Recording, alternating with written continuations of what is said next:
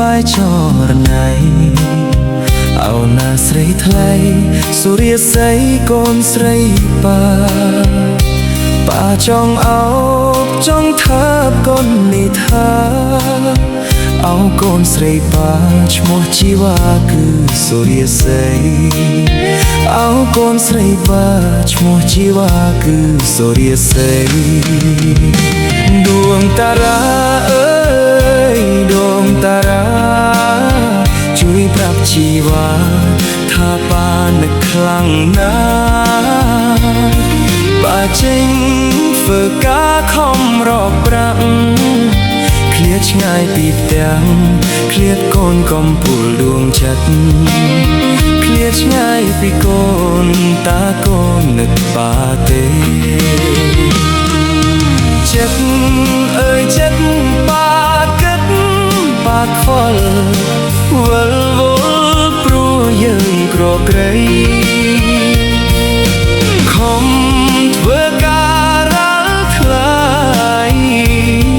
ក៏ព្រោះតែដើម្បី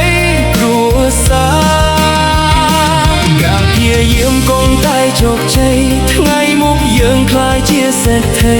ប៉ានឹងនាំសុរិយស័យទៅដាលេចង់ទៅណាក៏ប៉ាជូនទៅ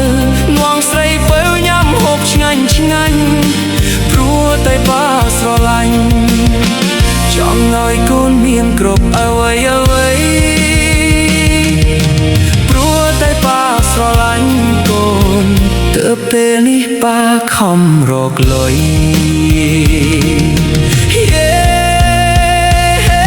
រាមាន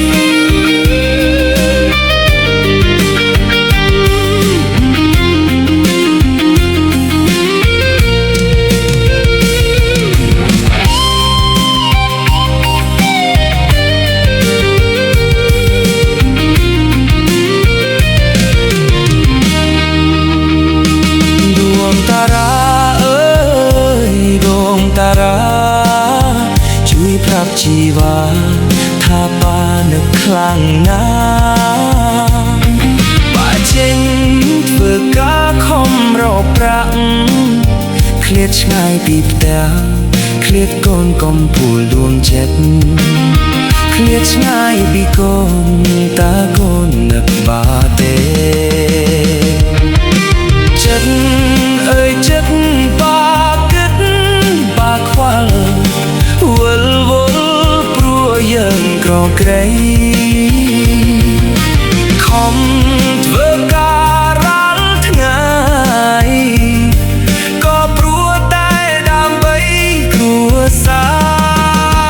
រការព្យាយាមកុំតែជោគជ័យថ្ងៃមុខយើងក្លាយជាសេដ្ឋីប៉ានឹងនាំសុរិយស័យទៅដាលេចង់ទៅណាក៏ប៉ាជូនទៅនាំស្រីពើញ៉ាំហូបឆ្ងាញ់ឆ្ងាញ់ព្រោះតែប៉ាស្រឡាញ់ចង់ឲ្យកូនមានគ្រប់អ្វីអ្វីព្រោះតែប៉ាស្រឡាញ់កូនទើបពេលនេះប៉ាខំរកលុយ